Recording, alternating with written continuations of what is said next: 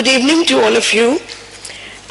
Let me first of all thank you for inviting me to say a few words to you on a subject which I think is dear to the heart of almost all women, and also I would say men. I should not confine it only to women, men, boys, girls, everybody, because it's so fundamental to some of the constitutional values which we hold dear in this country.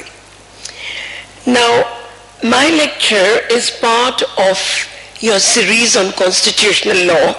This is what I've been informed. And so what I plan to do is to discuss a subject which is not often discussed in the context of criminal law, and that is the constitutionality of some of the provisions that you find in the law relating to rape, and also the constitutionality of some of the newly introduced provisions into the Criminal Procedure Code for dealing with cases of rape. I'm sure many of you are familiar that the post-Nirbhaya amendments have led to some amount of debate in this country. There have been differences of opinion on the newly introduced law. Let me tell you that there were some debates even at the drafting stage. And since I was involved with the drafting stage, one of the debates, of course, during the drafting stage was whether the crime of rape should be considered gender neutral so that the LGBT community is also covered by the law relating to sexual abuse. There was a counterpoint of view that it should not be gender neutral because it might take away from the gendered nature of the crime of rape. And finally, it is this latter point of view that prevailed when the new law was drafted. Simultaneously, of course, many of you know that the constitutional validity of Section 377 of the Indian Code was under challenge for the last 7 years. It was the Lawyers Collective that had initiated the challenge in the Delhi High Court, and it took 7 years to get the judgment in the Naj Foundation case. I'm sure that all of you also know that the judgment was challenged in the Supreme Court, and the Supreme Court, in a very strange judgment, took a hands-off attitude from the issue of constitutionality of Section 377 and basically said it is not for the court to decide on the constitutional validity of a particular provision in the criminal law, because according to that bench, that would amount to trespassing into the policy domain of the legislature. You've been having this series on constitutional law, and I was told only yesterday you had a lecture on the scope of judicial review in the European countries, and so all of you know that this argument really doesn't hold water because there is a legitimate domain for judicial review looking at the constitutionality of provisions of law. So why should criminal law have a hands-off attitude? It's one question that I would like you to bear in mind while I am giving you this lecture. The other piece of criminal legislation which has been constitutionally challenged is the mandatory death penalty. You know that. It was challenged successfully, and it seems as if it's the only successful example of a challenge to a criminal law. Constitutionally, most other laws, when the law of sedition was challenged, the challenge failed. So now, when I raise this question before you, that there are certain provisions in our criminal law, as also in the Criminal Procedure Code, which have not been challenged so far, but which, if challenged, are liable to be considered unconstitutional, it is a very serious matter. So what is the framework within which we will decide whether a particular provision of law is constitutional or unconstitutional?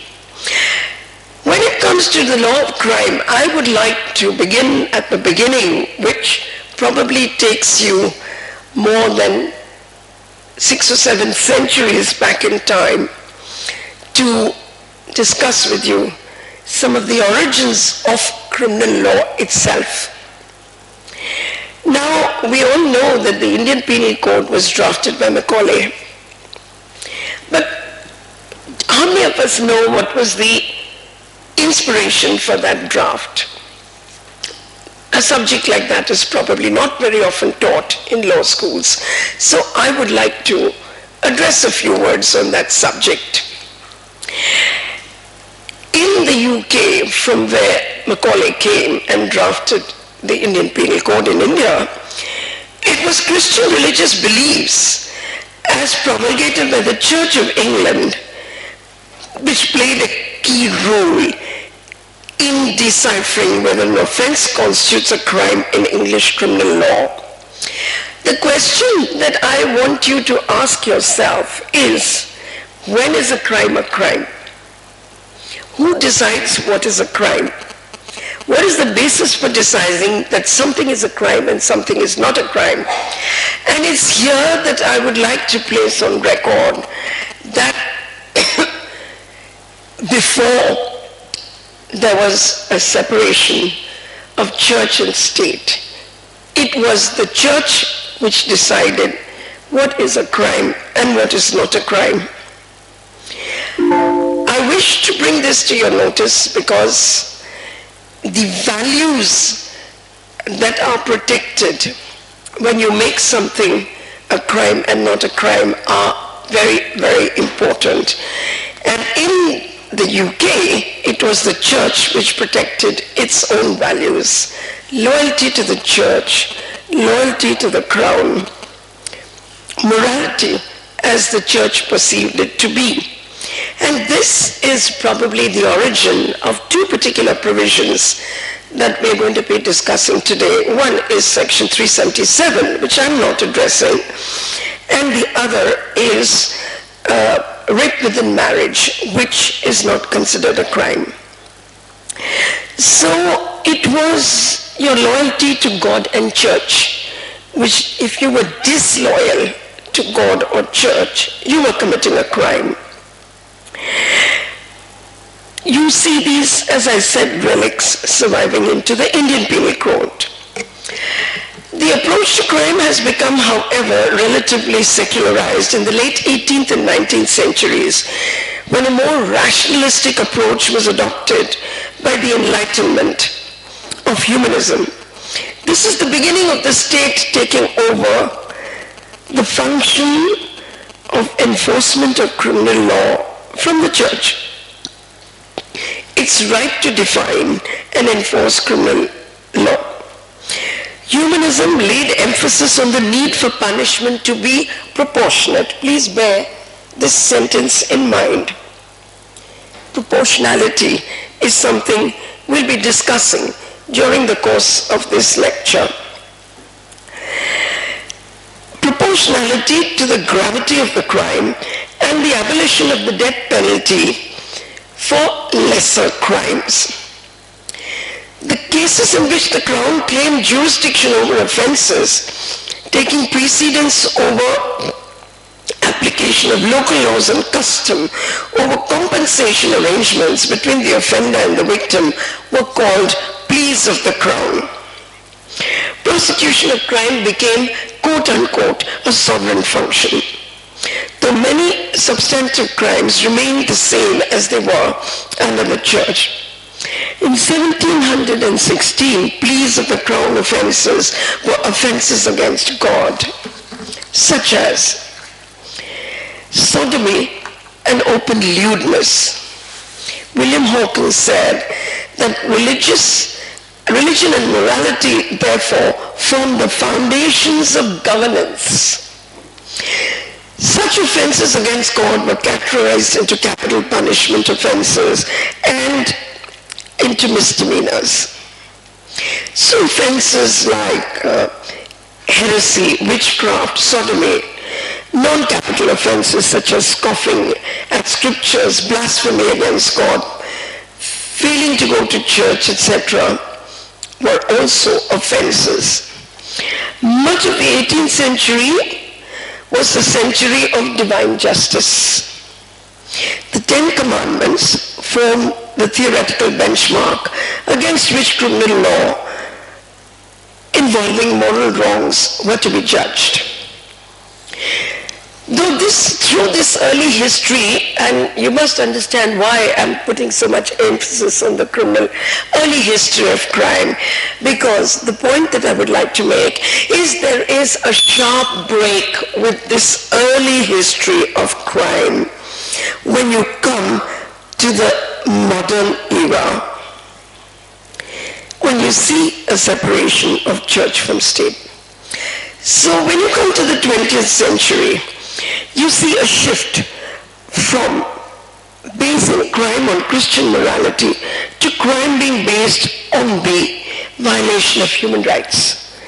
The most important of these being the right to life, of which personal autonomy in decision making is a vital part. I hope by now some of you have got the relevance of this statement to the law of rape. People are now granted the right to be free to act on their own beliefs and make their own value judgments, to form personal relationships, including sexual relationships, and ties of loyalty of their own choosing, to shape their own lives and life course, and so on, free from the threat of coercion of any nature, whether in the name of religion or otherwise. Changing values have altered perceptions of some of these early building blocks of criminal law. Our own relationship with the state is now governed by citizenship, with loyalty to the Constitution rather than to God and monarch. Our relationship to God is a private matter, not a matter for the state to mediate. The point of referring to this early history is to emphasize the issue of personal autonomy, and in my opinion, this is central to an understanding of the crime of rape. So we now move to a discussion of the crime of rape, having laid the foundation for this discussion. It must be seen as intended to protect the autonomy of the person in decision making about one's own sexual relationships. Crimes against the person are a reflection of wrongful acts of coercion, force, exploitation, or domination in relation to other people.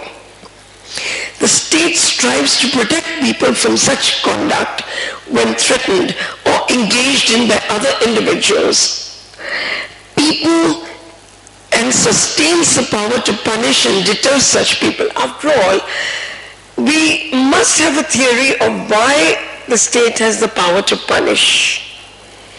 Loss of liberty is very important, and sentences result in incarceration. That is loss of liberty. This is the reason why we place so much emphasis on issues like innocent until proved guilty, because we place a very high value on liberty. Keeping in mind that this is the basis on which we formulate our criminal laws, we see the role of the state as dual: to protect and to respect. That protecting people autonomous life decisions and respecting other people's autonomous choices. Rape, a crime of violation of personal autonomy of the woman. We must therefore look at the centrality of the concept of consent by a woman to sexual activity, central to lawful sexual activity. And when the 2012 amendment came, we introduced an explanation of consent which said consent has to be freely given and affirmatively given. And the mere fact that there are no signs of resistance does not in any manner take away from the fact that there was no consent. The other major change that was made, of course, was redefining rape itself. Whereas earlier it was confined to penile penetration of the vagina, now it included penetration, oral sex as well, or penetration with any object. The purpose of this amendment was to take away from the patriarchal notion that society places a very high value on the virginity of a woman, which is reflected in the earlier definition. And therefore the changes that were made to the rape law are very fundamental. However, there is one issue in relation to the new law which has created a debate in this country, and that is that the power to go below the minimum of 7 years which existed in the earlier law for special reasons has been taken away by the 2012 law. The crime of rape itself has been segregated into rape and aggravated rape. So there is a grading of punishment, there is no doubt about that.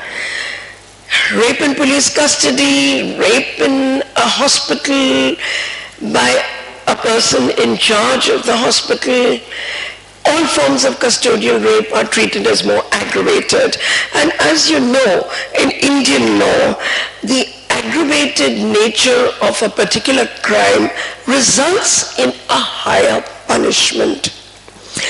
So you find in the 2012 law that whereas rape under 375 is punishable with a minimum of 7 years, rape in custody is punishable with a minimum of 10 years, going up to life.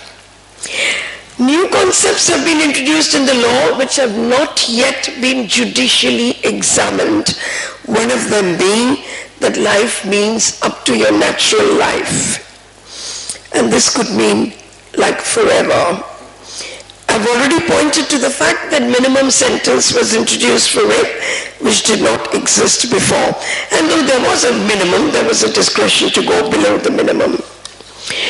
Death penalty has been introduced in certain forms of rape, which coupled with when the woman raped dies. And death penalty has also been introduced for repeat crime. Each one of these issues, may I forewarn you, is likely to be challenged in a court of law. And it will be very interesting for you to try and figure out what would be the constitutionality of these provisions. Now this takes me to a brief discussion on theories of punishment. Indian law does not contain a clear statement of the object of punishment, but I found an interesting statement in Canadian law which gives you the object of punishment, and I will just read it out for you. It's written into their criminal procedure code as follows. Section 718 of the Canadian Criminal Procedure Code. The fundamental purpose of sentencing is to contribute, along with crime prevention initiatives, to respect for the law and the maintenance of a just, peaceful, and safe society by imposing just sanctions that have one or more of the following objects: to denounce unlawful conduct, to deter the offender and other persons from committing the offense, to separate offenders from society where necessary, to assist in rehabilitating offenders, to provide reparation for harm done to the victim, to promote a sense of responsibility in offenders. Now, if this is the object, the court decides in each case what should be an appropriate sentence. You can imagine the huge burden on the shoulder of a judge if he or she has to decide what sentence to give between the minimum, that is 7, and the maximum, that is life.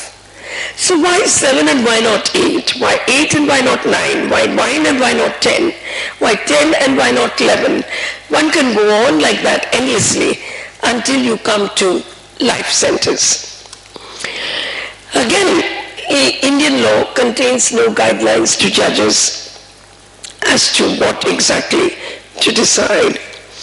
What we did find, however, is that in the pre-2012 era, when judges were giving sentences below the minimum, they were giving very sexist reasons for doing so.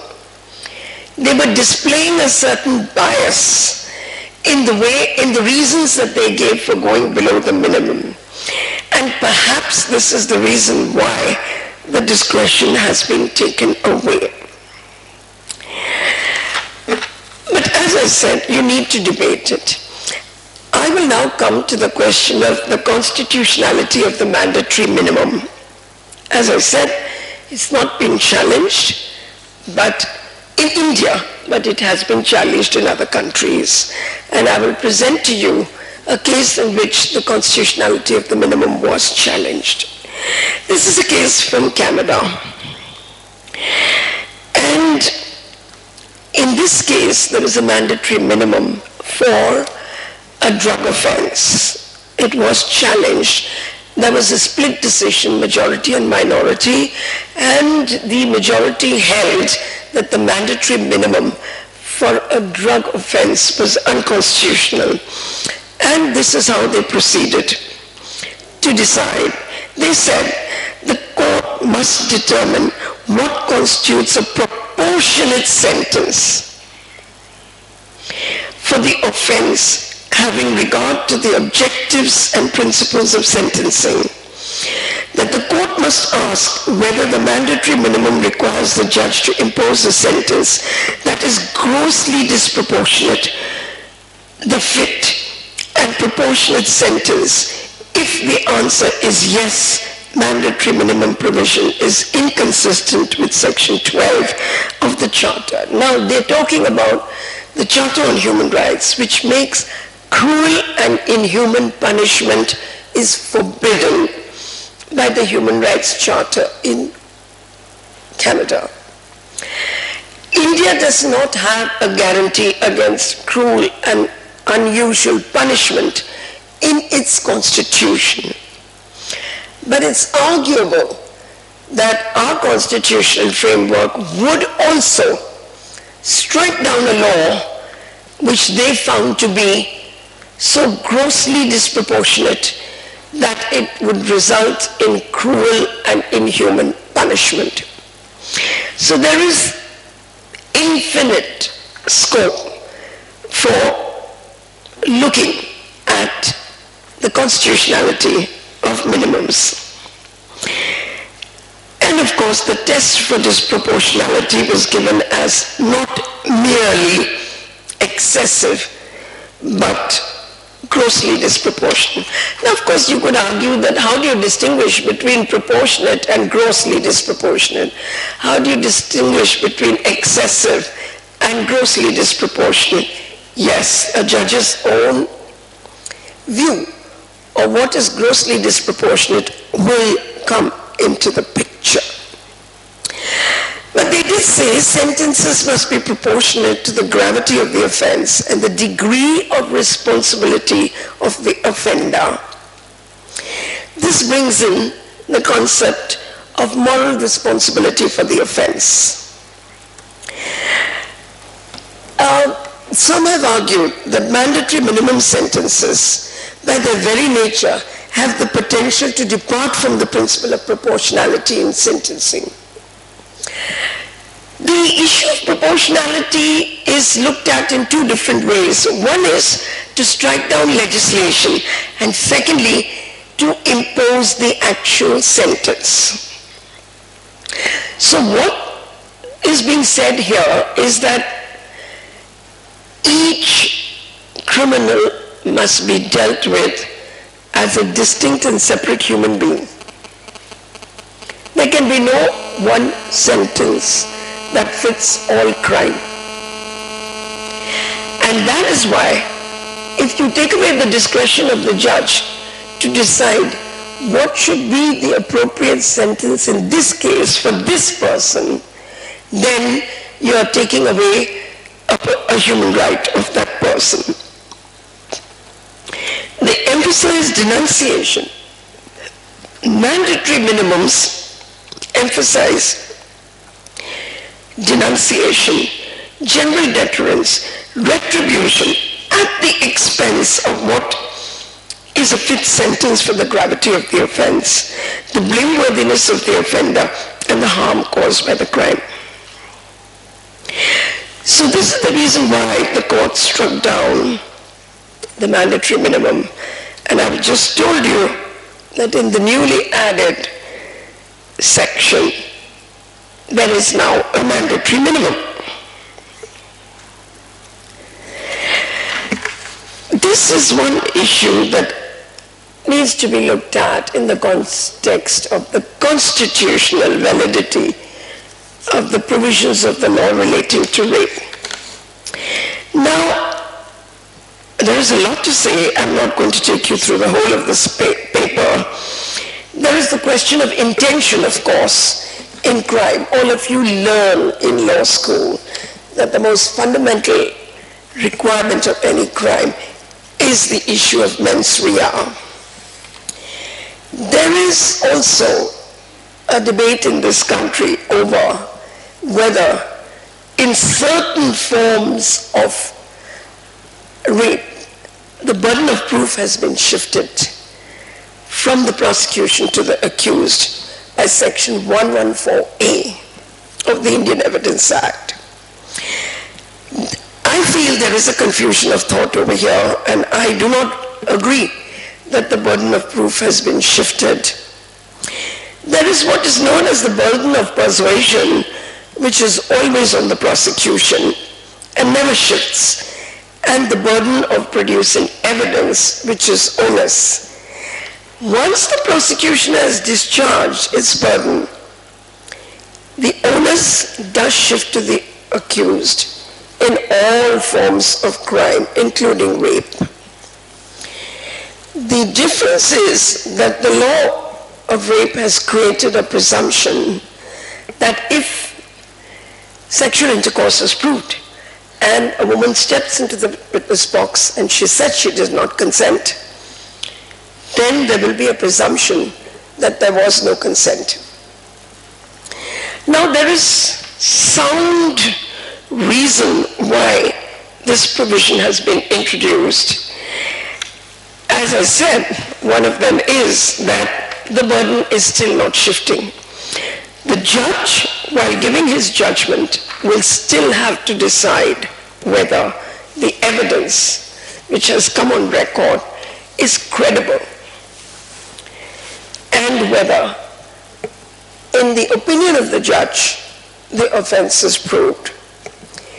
Despite the existence of this provision, despite the proof of sexual intercourse, despite the woman saying she did not consent, you can still have a judge saying, I'm sorry, I don't believe your statement. So the credibility of the witness, the evidentiary value of her statement is an open subject matter for the judge to take a call. And it is not correct to suggest that simply because a woman makes a statement that she did not consent, there is going to be a conviction. There is another reason why there is a shift in the onus in the case of rape. And that is, there are very many crimes where knowledge is in the exclusive domain of the other person, for example, the accused. We all know that it's really not possible to prove the negative. So when a woman says, I did not consent, she's trying to prove the negative. How do you prove the negative? There's just not too many ways in which you can prove the negative, maybe by circumstantial evidence. On the other hand, it's much easier to prove the positive. And this is one of the reasons why these burdens have been shifted in many cases. Not too many cases. In NDPS cases, you will find the burden of proof shifting on the question of possession. So there is a category of cases where information relating to a particular event is within the knowledge of the accused rather than within the knowledge of the prosecution. And this is one of the reasons why presumptions are raised. It is not an irrebuttable presumption, it is a rebuttable presumption. I go to the next issue, which there is a great unconstitutionality in criminal law, and that is the issue of the exception of marital rape.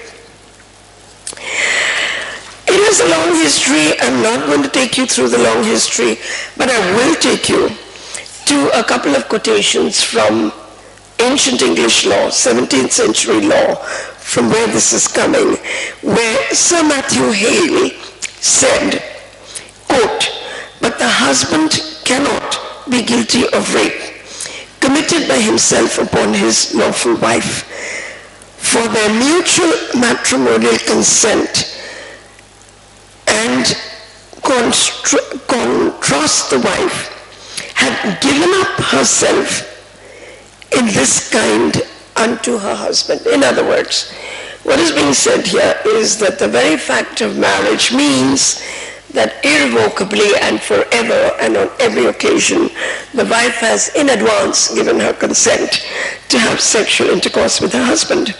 And this is the reason why rape within marriage has not been considered an offense. Now the interesting thing is, in the UK itself, this law this is no longer the law. And in a celebrated case, the court did say that while at the same time increasing the number of exceptions, the number of situations to which it does not apply, this is a legitimate use of flexibility of the common law, which can and should adapt itself to changing social attitudes. There comes a time when the changes are so great that it is no longer enough to create a further exception restricting the effect of the proposition, a time when the proposition itself requires examination to see whether its terms are in accord with what is generally regarded today as acceptable behavior. Now, based on this, the court held that to say that rape within marriage is not an offense is unconstitutional, and today in almost every country of the common law world, rape within marriage is not an offense. Is an offense, I'm sorry. In Canada, in South Africa, in Australia, any number of places where it is an offense. Yet you all know that in India it is not. There is just one little change that has occurred, and you know that rape by husband of a wife who was judicially separated could be an offense under the pre-2012 law. But I would like to draw your attention to the fact that there was a very significant change made in 2012. We managed to persuade the government to drop the word judicially from judicially separated. Now imagine the amazing consequences of this. And I remember at that time I met the Home Minister, and told him, "Sir, you know how long it takes for a woman to get a decree of judicial separation. It could take 10 years. And the law is saying that during this entire period of 10 years, where they are separated de facto, but not by a judgment of the court, it will not be an offense. Well, the minister was persuaded and he agreed to drop the word judicially from that section. And now, in a major advance, you do have a law which says that if the husband and wife are separated, and if he rapes her, then it will be an offense, even though they are lawfully married. I consider this to be a huge advance in the law. I would like to now move on to an issue which has been bothering many of us. And that is the fact that the age of consent has been increased from 16 to 18, both in POCSO and in the Indian Penal Code. First in POCSO, which incidentally is a gender-neutral law, and then in the Indian Penal Code, which was amended post-Nirbhaya. Experience from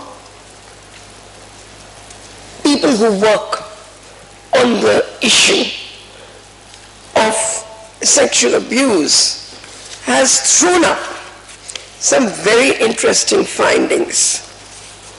And the findings are that at least 10 to 20, now what's happening is, people in the age group of 13 to 18, when they have consensual sexual activity, are being picked up and prosecuted. It's the most grossly unfair law. Because here you have these people coming and saying, I actually had consensual sex. And in spite of that, it's an offense, whether you like it or not. And most of the time, it's the parents of these children who are bringing these cases to court, who are lodging what they call a missing report. There have been cases documented where a parent lodges a missing report. 2 years later, the girl is found. By this time, she's been married, she's also had a child, but she's brought before the law and prosecuted. It just doesn't make any sense. It's meaningless. Apart from violating the right to health, because these people in this age group, 13 to 18, end up with many health-related problems. There could be unwanted pregnancies, there could be problems with reproductive health. And they go to a medical facility for medical health, including abortion, which under the medical termination of pregnancy they have a right to, and also the doctors are meant to keep it confidential. But what does the law do? Apart from raising the age of consent and criminalizing consensual sexual behavior, the law also places a mandatory obligation on teachers and doctors to report all cases of sexual abuse. And when you say all cases of sexual abuse, these do include cases between 13 and 18. So these people are in a double bind with the increase in the age of consent along with mandatory nature of reporting. So of course I have met any number of doctors who tell me that we are so disturbed by this new law because our duties under the Medical Termination of Pregnancy Act require us to maintain confidentiality. And the only way that any of these women can be helped is when we provide them with the service that they need. It could be an abortion, it could be any other service. And yet, the minute we do so, there is every likelihood that they will end up in a prison. So, I really do consider this a challenge waiting to happen in a court of law. Just waiting to happen in a court of law. And as students, I think this is a very important subject that you need to be looking at from two different perspectives. One, does this violate the right to health of these people within this age group? And secondly, does it take away from their autonomous decision-making process? So, India's national policy defines an adolescent between the ages of 10 to 19, and it provides a framework for dealing with adolescents. One of these frameworks is to provide people in this age group with education, employment and skill development, entrepreneurship, health and healthy lifestyles, sports, promotion of social values, and education relating to sex and sexual health. Now, there have been studies which have been done which actually indicate, so what do we want to do? Am I standing here before you and advocating that 13-year-olds should be allowed to have sex? No. But what I am saying is there are ways and means of dealing with a real problem. The real problem is that in this age group, human beings are sexually active and they are experimental about their sexuality. So what are the solutions which have been found to this problem? Studies indicate that when you provide people in this age group with information about sex, reproduction, and sexuality, it actually delays the onset of sexual activity among this age group. And so the obvious solution is to ensure that information about sex, sexuality, reproduction, and reproductive rights is introduced in our schools so that people in that age group actually are in a position to understand their own responsibilities and they voluntarily keep away from sexual activity until they feel they are mature enough to handle the situation.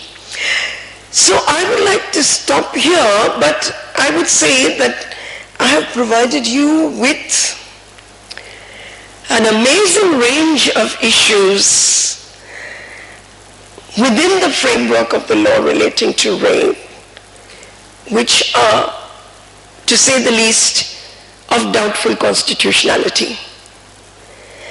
And as lawyers and students concerned with the issue of constitution, concerned with the issue of rule of law, concerned with the issue of right to life, concerned with the issue of autonomy in decision making, concerned with the issue of promoting responsibility in our own individual social behavior, you must look at these issues very carefully.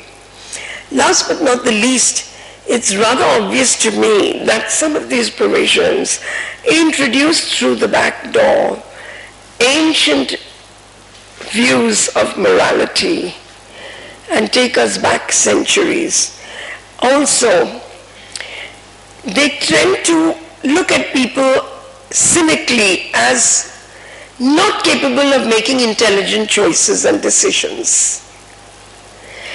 They tend to look at people as, without a faculty to decide how to run their own lives. And some of this was very obvious in the debates that took place in Parliament when the 2012 law was being amended.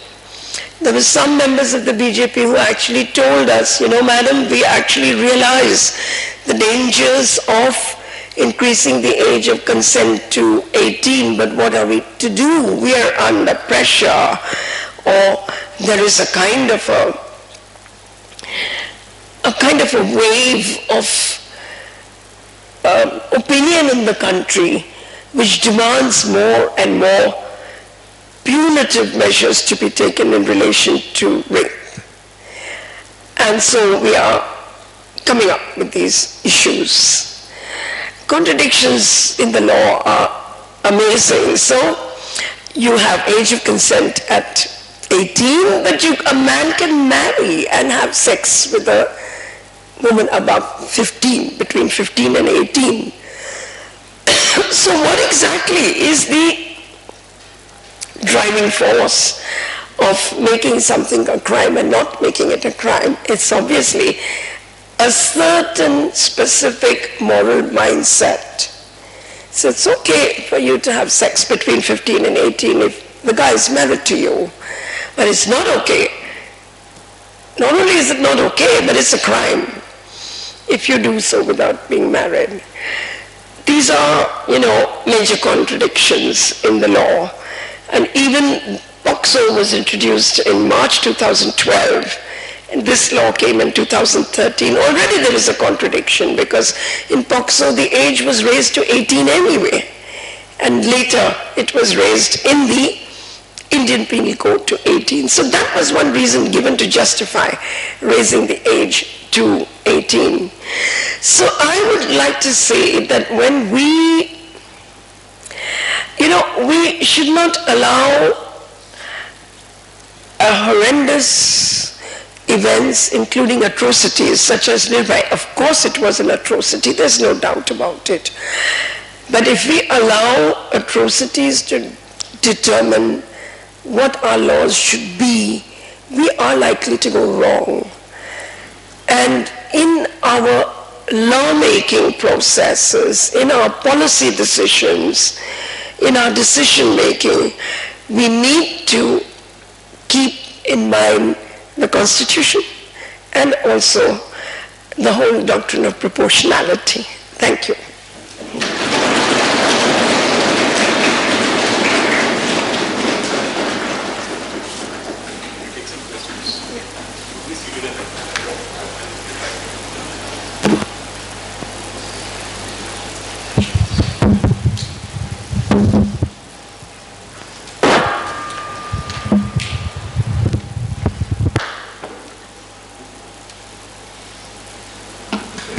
Okay, we have some time for questions, so whoever wants to speak can raise their hands. Okay, so in the last row. Right. I'm sorry, I can't hear you. We will pass on the mic to you.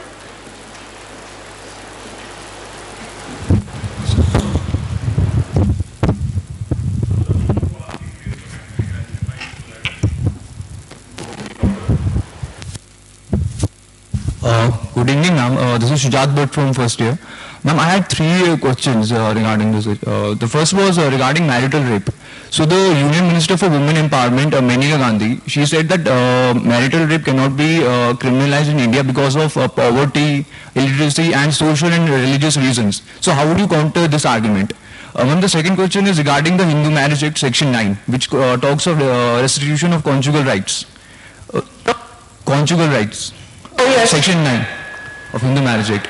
So can we say that that section in one way legalizes marital rape? So should that section be done away with? Yeah. And ma'am, the final question is regarding the Armed Forces Special Powers Act. The Armed Forces Special Powers Act in a way legalizes, it doesn't, it prevents armed forces from being prosecuted for any kind of sexual assault in the conflict zones such as Kashmir or Northeast.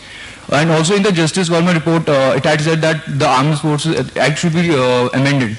But the government did not do that. So how would you say, can't we say this is a hypocrisy on the part of the government and the judiciary? Okay. Thank you. First and foremost, I think the Minister for Women and Children, yes, she did make that statement. But I think that she very soon realized that her statement was wrong. And she made another statement after that, in which she said that the reason why I don't want to make marital rape an offense is because it will be difficult to implement. And then she went on to say I would like to get data on the number of women who actually complain of rape within marriage. So she realized that the statement that she made was completely meaningless. I mean, where is the connection between poverty and rape? You can have, very wealthy men raping their wives, right? So that was the issue, and then she actually issued a statement saying, I am considering making marital rape an offense. And of course she spoke to me also, and she did ask me that, can you give me some data which will indicate that it's a real problem. Now the answer to that is obviously there is no data available as of now, for the simple reason that there is no law, and data comes to us mainly in the form of statistics maintained by the Crime Bureau. Crime Bureau is not going to maintain any statistic. Women are not going to walk to the police station to make a complaint because they don't. But there is one interesting thing that's going on, and women are actually, when a woman complains of sexual abuse, a married woman, the police seem to be recording those complaints under 377. Now this is again a big problem for us, because here we are asking for abolition of section 377. And again, have to have a case of rape against a woman recorded under 377 just simply doesn't work. Now your second question is about conjugal rights. Yes. So as far as conjugal rights is concerned, there was a judgment of the Andhra Pradesh High Court which declared Section 9 of the Hindu Marriage Act unconstitutional. When the matter went to the Supreme Court said this is like introducing a bull in a china shop.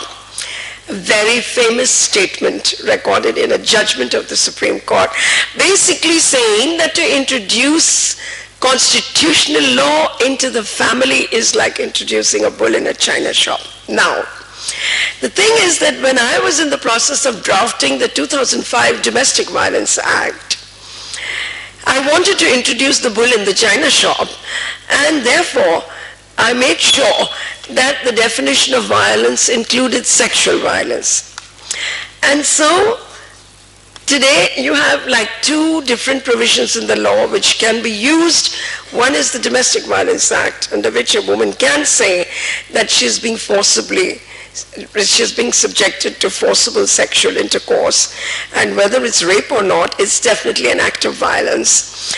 And secondly, the issue that I mentioned to you about removing the word judicial from judicial separation, and so a separated woman can definitely say that she doesn't want to have sex with her husband, although in law she is so-called obliged to have sex. So these two provisions to some extent have gone some distance in taking care of the issue of Section 9, obviously not directly. Finally, your question about Armed Forces Act. Now, it is not correct to say that that the law doesn't allow prosecution of members of the armed forces for rape. On the contrary, the 2012 law was amended to say that if you bring a case of rape against a member of the armed forces, you no longer require the sanction.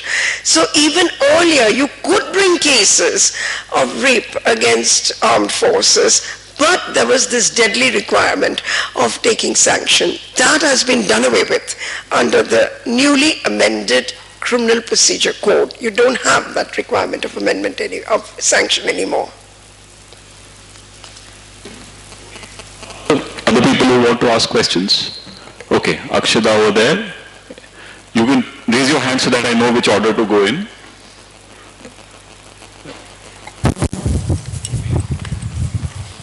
Okay, Satyendra after that.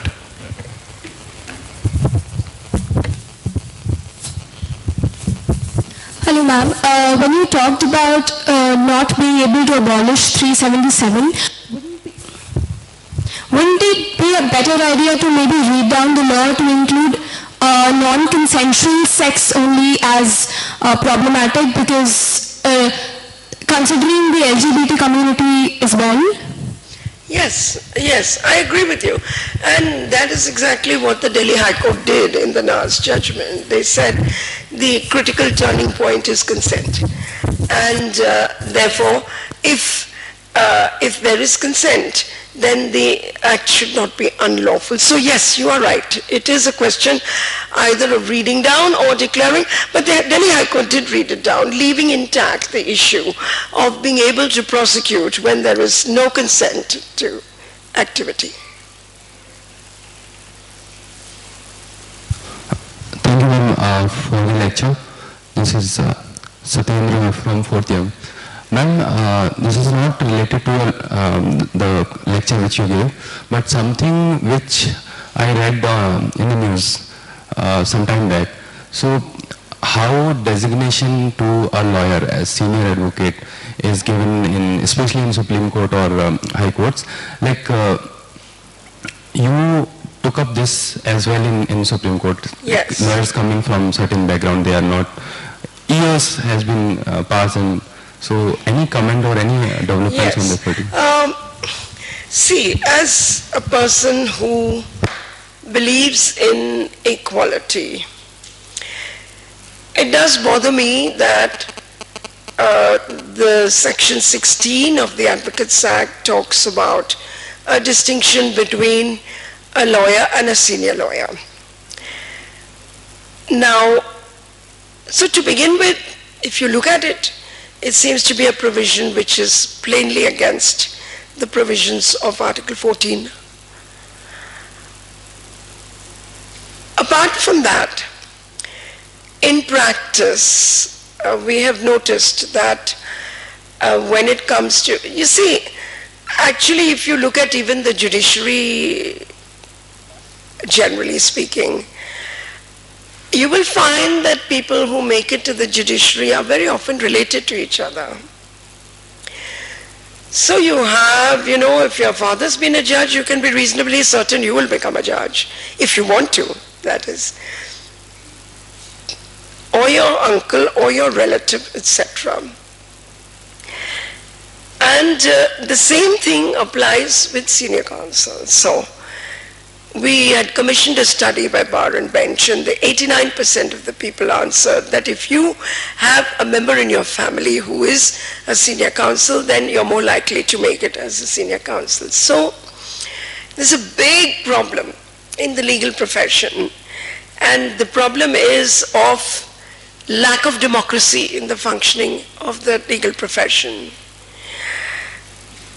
People unable to be able to make it on the basis of merit, absence of equal opportunity. And I thought this was just one small contribution that I could make in that direction to really question and challenge the judges and say, please tell us on what basis do you designate someone. And I know I have a lot of friends who I know personally who I consider very highly competent, and they are designated, they are not designated as seniors. And on the other hand, I do see people who are designated as seniors and they're not necessarily competent. So we don't really have a benchmark for what is competent and what is not. So in my petition, what I said is, why don't you have a benchmark? And, you know, show us, what do you consider? I mean, supposing you have written and published about articles, I would consider that a plus point for giving you a designation. If you have contributed pro bono to work in the profession, again, I would consider that a plus point. And how would you judge a person's competence? And how do you judge the competence of a person who's never been given the opportunity to do any of this? So anyway, the matter was argued and we were expecting a judgment, but, and mind you, this is done only on the basis of administrative orders. The judges get together and decide yes, yes, no, no. And it's done on the basis of voting. So I said, voting is not the way to do it. I mean, imagine if you sat for an exam and your professors were to decide by vote whether you should get a particular grade or not get a particular grade. It just doesn't work. It's not meant to be that way. Competence can't be decided by a vote. Because the vote could be, I don't like his face, I'm not going to vote for him. Which you can do if you're just voting. And actually in my petition, I actually said this is not a beauty contest. Okay, so in a beauty contest you can say, look, I don't like her face and so I'm not giving her a vote. Of course, the judges were very offended with me for using the expression beauty contest, and they wanted me to apologize and so on and so forth. And anyway, it passed away. They made a comment. They filed an affidavit and said, Ms. Jessing, you have filed an affidavit in bad taste. I said, better bad taste than bad law. So then they were going to decide this issue, but then on the last day before Justice Thakur retired, he just said, I don't think that we have sufficiently heard arguments on this issue. Apart from that, the constitutional validity of the section was challenged in the High Court, and then we will have to look at that as well. So that's where it stands. Good evening, ma'am. I'm one candidate here. I wanted to ask you that from where Satyendra left from the addition to elevation, yesterday Collegium recommended 4 names for Supreme Court appointment, and there was no any woman judge recommended for that. So what's your take on that? Has the Collegium system failed the judicial appointment on that regard?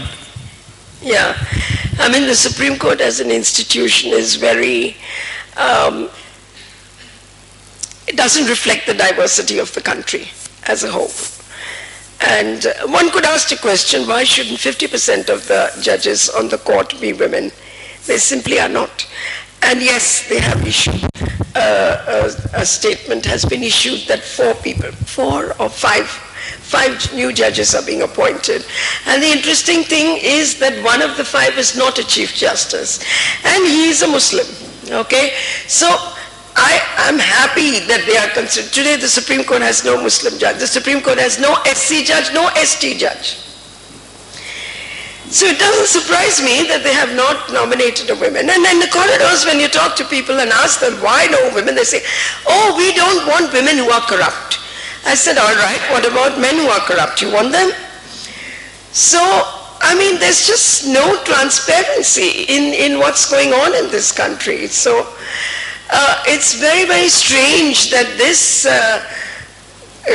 the court which actually struck down the NJAC Act, and I must tell you I supported it because I do not believe that the power of appointment should be in the hands of the executive.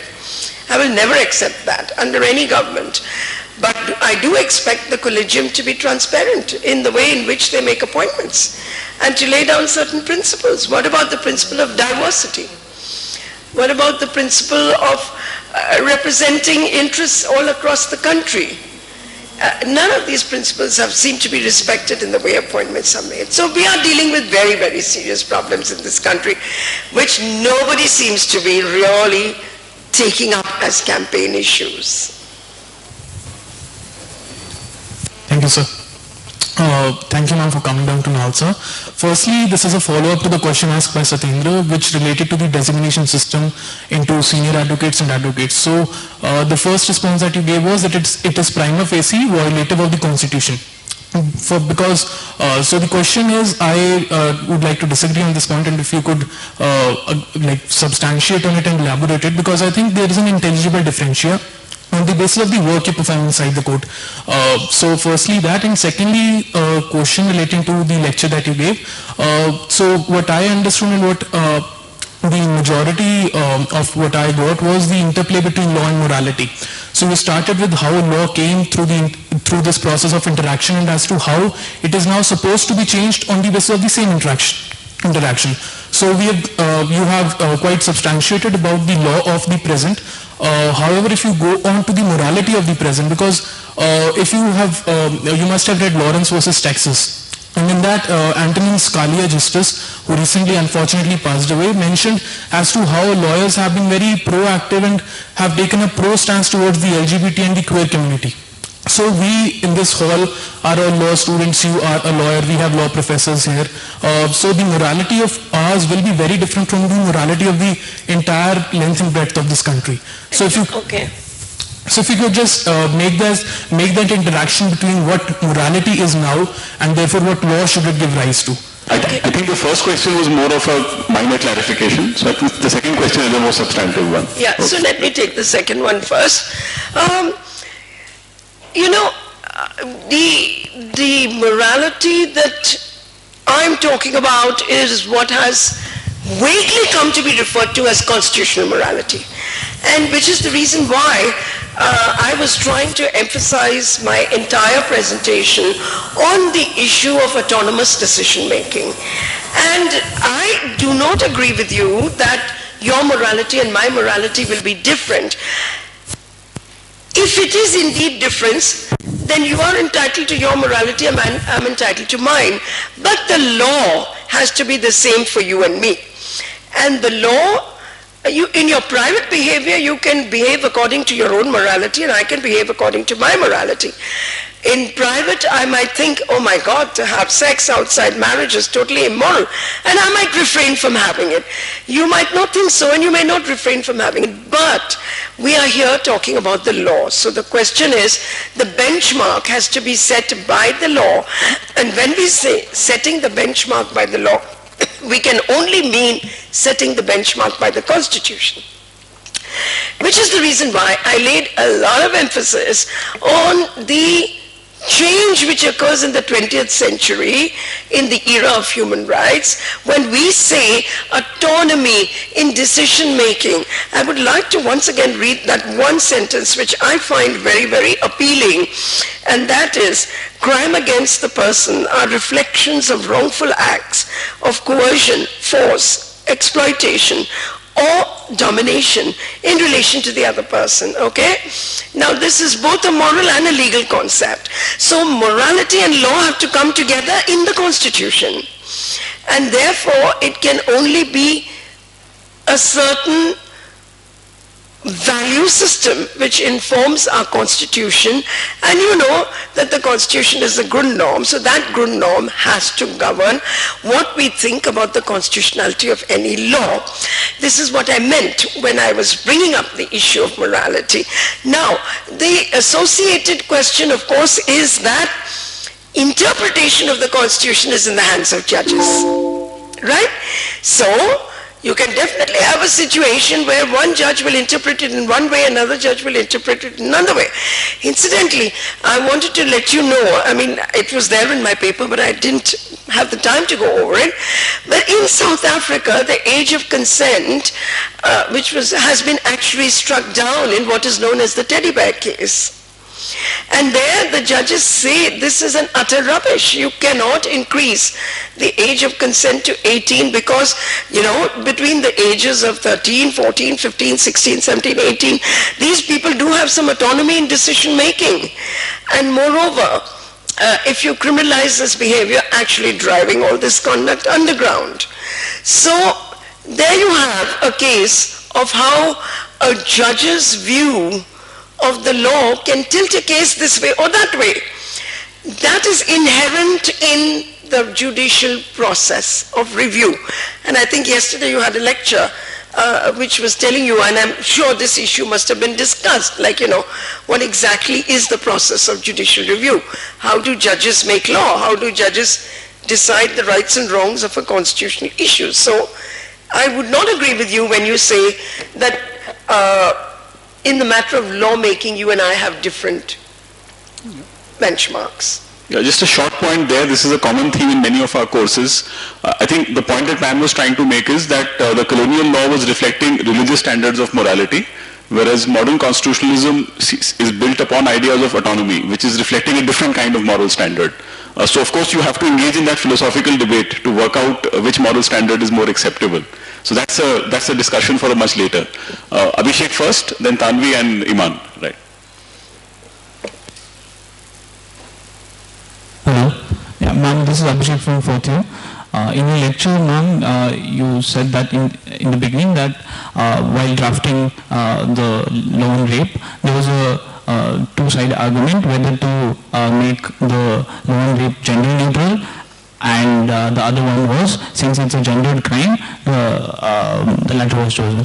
Ma'am, I was really curious to know that while these kind of choices are there in the drafting stage, on what basis these choices are made, whether it is a statistical data available, is that the basis? That's what my question. Thank you. Okay, frankly, I don't think there is statistical data available. Again, I think the reason is because once you criminalize consensual sexual activity between two consenting adults under 377, again, the data is going to be very difficult to get to. So that rules out the question of statistical data. But I personally feel that the debate was driven by the LGBT community, okay? And it was driven in a context. And the context was the already existing challenge to Section 377 and the judgment of the court in the Naz case, okay? But the fact is also that by the time this debate took place, the Supreme Court had already given its judgment, upholding the constitutional validity of 377 and refusing to let it go. So if we were to insist that it should be gender neutral, we would have run into the problem of 377 being facing us, okay? So it would have either meant amending 377 as well, which we knew that the government was not willing to do, or just getting stuck with no amendment. But I think apart from that, there was another issue which dominated the debate, and that was if you were to make it gender neutral, then you would have to get rid of the word rape from the Indian Penal Code and make it sexual assault, right? So, and that I think some of us had a problem with, because some of us were keen on retaining the gendered nature of the crime of rape because of our understanding that rape is a crime of a power and dominance within a patriarchal structure. So this was one of the driving forces of the debate as well. Yet the debate is not properly documented. Maybe some people have written about it. I was not following the debate very, very carefully because I had just kind of shut my mind to the debate, and I just said, no, we can't get rid of the word rape from the Indian Penal Code. So I can't give you a complete answer to your question, but I can indicate to you what was the contours of the debate. Good evening, ma'am. I would like to thank you for this lovely talk today. I'm Tanvi from the 4th year. My question seeks to touch upon the morality angle of the talk we've been having. So I understand that... Sorry, I can't see you. Yeah. Okay, great. I understand that initially when we started off with, say, rape laws, etc., or generally the theory of crime, we would have the religious standards of morality, etc., and now we're trying to go towards more of an autonomous standard of morality. But going by the anecdote also you gave about how there were certain leaders in parliament who said that this is what the electorate wants and we really can't push on certain things in the law. Isn't it unfortunately obvious that the electorate currently may not be ready for, say, a law on marital rape or, say, something criminalizing homosexuality?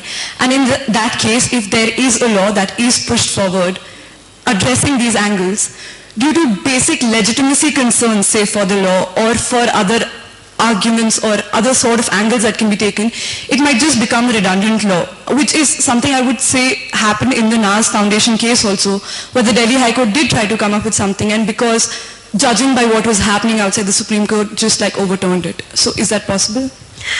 Okay, let me take your last comment first. Judging by the Naz Foundation case, I couldn't disagree with you more. And the reason is that I think the Naz Foundation case, and more particularly the Supreme Court case, led to such a huge crisis of legitimacy of the court. Not of civil society, not in civil society. And the proof of this, people have been asking for statistics and things, but you know, you vote with your feet. And if you see the numbers of people that come out on the street every single Pride March and every single year to celebrate the Naz judgment, despite the fact that it was overturned by the Supreme Court, you actually have crisis of legitimacy of the court. So, the answer to your question is, how do you judge crisis of legitimacy? That's one thing. The second thing is the electorate. I suppose by the electorate you mean the elected representatives, the MPs and MLAs who make the law. Yes, we have a problem there. And the problem there is that they seem to want to pander to some amorphous unknown constituency, which I'm not able to lay my fingers on. Because, as I told you, when we were talking to some of them in private, many of them said to me that we agree with you. What can we do? They just didn't have the guts. But there was no legitimacy issue there. It was not a legitimacy issue at all. Like, many of them knew that what they were doing on the age of consent was wrong. They knew that what they were doing was illegitimate. So I still have not been able to understand why it was done. The other thing, of course, is that yes, one thing is true, and that is ideas are very potent. And when you it's like a genie which escapes from a bottle. And the minute you have a debate in the public domain that rape within marriage should be an offense, there's no stopping the debate. And it's the debate which will give legitimacy to the law. So it's very important for you, people like you, to start the debate and not be chilled by the fact that your lawmakers are not willing to take this on board. You will go beyond your lawmakers, and the law will go beyond the lawmakers, and the courts will also go beyond the lawmakers. I just gave you the example of the teddy bear case in South Africa where the law said, yes, 18, but the courts struck it down. So there are multiple avenues, but the biggest avenue is the idea that you have to start debating. Good evening, ma'am. My name is Emma. I'm in the 5th year. I have two questions. The first is regarding the criminalization of marital rape. Like you said, we don't have enough data, and we actually don't have data from the Crime Bureau that we can give to the government to show that this is a real problem. So is there any other way or any other means that we could collect the data, say through independent surveys, that would be sufficient for the government? That is my first question. My second question is regarding the gender-neutral provisions in the IPC. I was wondering, since you said that you do not want to take away the word rape from the IPC, that was one thing. So is it possible to have additional provisions which are gender-neutral, additional provisions for sexual assault and sexual harassment, which are gender-neutral in their nature? Your second question is answered partly by POCSO. It is gender neutral. And of course it applies only to people below the age of 18. And of course it's possible, because who says it's not possible? Of course it's possible. Anything is possible. So you just need to have a similar law in the Indian Penal Code for generally, which is gender neutral, right? I mean, you could even redefine rape as sexual assault, and anything. A lawmaker can sit on the table and draft a law, and provided it's constitutional, any law. The fact is that actually, there was a time when I met Mr. Jaitley, Arun Jaitley, who at one time was the law minister. He's now, of course, finance minister. But he had an interesting conversation with me and with Anand Grover, who argued the Naz Foundation case on 377. And he said that, I was completely opposed to the deletion of 377 about 10 years ago, but I have reached a stage where I feel that yes, Indian society is ready for deletion of 377. And the reason he gave is, he said, I have many friends who are gay, and there was a time when 10 years ago their parents used to be violent towards them. And 10 years down the line, those same parents have accepted their own children as being gay. And therefore, I have changed my mind. So, you know, the fact that also goes to your question, the factors which make people change their mind are many. And change is a constant, we all know that. So if change is a constant, you can certainly have change for the better. But the big question is, what is better and what is worse? And that is where, as students of the Constitution, you must understand that it is the Constitution which tells you what is better and what is worse. Sorry, you had another question on the data. Now, yes, you could do a kind of a community-based survey, which if you maintain confidentiality, probably many married women will be able to speak to you and tell you that they have a problem with. Okay, Akhilesh and anybody else who has a question? Okay, Neha. Good evening, ma'am. My query is confined to child sexual abuse and POCSO Act, though I am in agreement with you when you say that POCSO has resulted in violation of freedom of teenagers, and I am also aware of the Teddy Bear judgment in where the court interpreted the law in the best interest of the child and said that despite of criminalizing, we should give them environment where they can explore their sexuality. But ma'am, I'm really doubtful about diluting the POCSO Act because in our present Indian scenario, we are still facing the issue of curbing child sexual abuse. Every now and then we'll hear in news whereby a 3-year-old or a 4-year-old is abused. So I'm really doubtful about if we dilute the rigidity of the Act, it may rather be detrimental to children. Yeah, it was not my suggestion that you completely dilute the act or completely take it away. I was referring to the specific age group described as adolescents only. So when you say 3-year-old, no, I'm certainly not saying that the law for 3-year-olds should change, okay? It is just the age group which is sexually mature and which many of us believe are capable of consenting to sexual intercourse.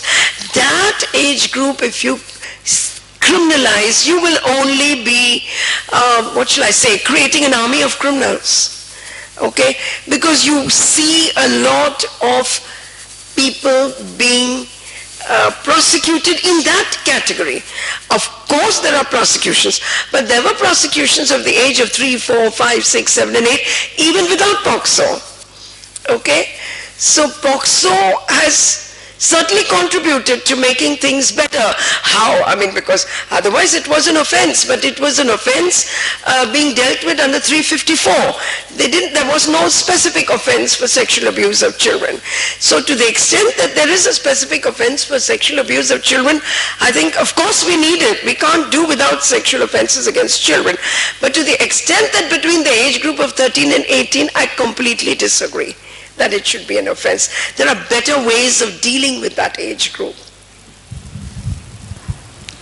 Good evening, ma'am. I'm Neha from LLM. My question is that when we are talking so much about gender neutrality with respect to rape laws, why is the same not with respect to gender neutrality with respect to adultery?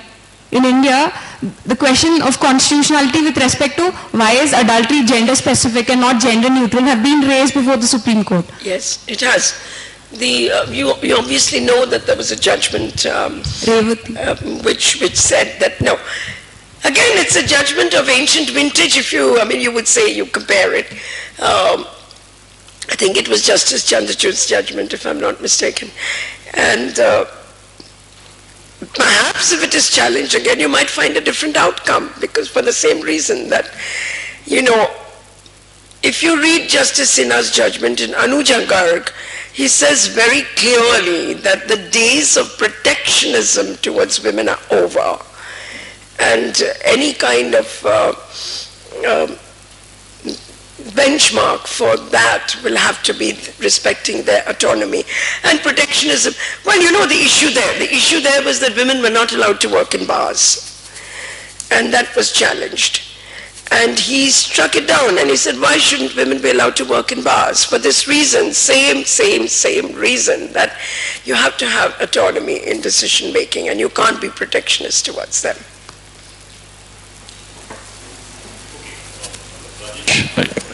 Those mics are not working. We'll have to get you the regular mic.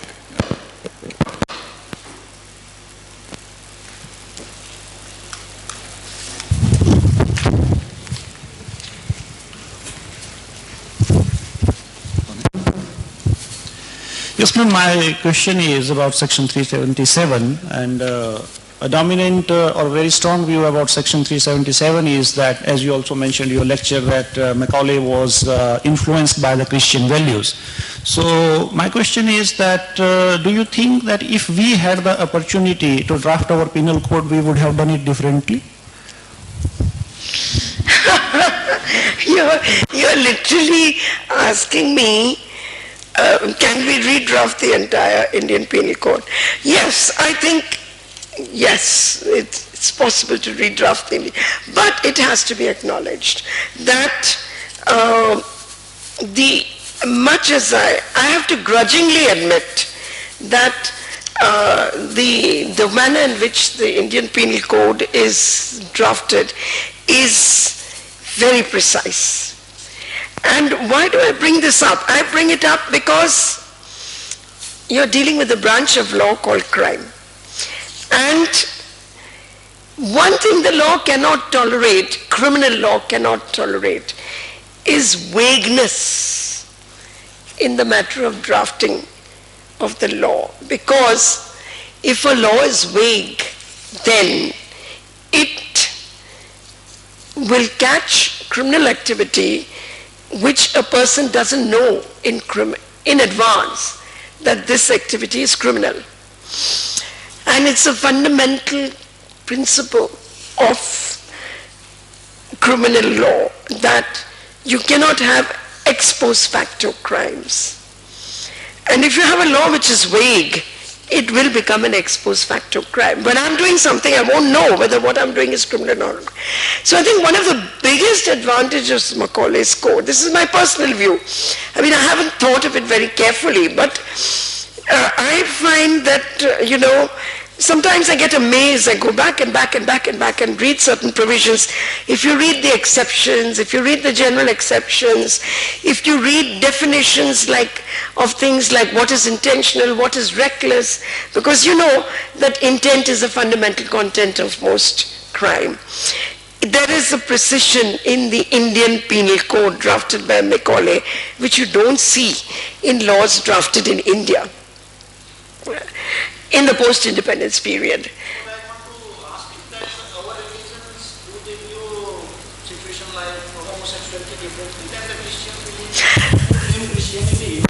Whether they would be there in the new code or not, how can I answer that question? She just raised the question that your Indian lawmakers will not be willing to delete it. Right? Though one of the arguments that was advanced in 377 was that there was no bar on homosexuality in Indian law until Macaulay introduced it. That is an argument which is recorded and documented and it's there in history. So, but I don't know for what reason the lawmakers just didn't want to listen to these arguments.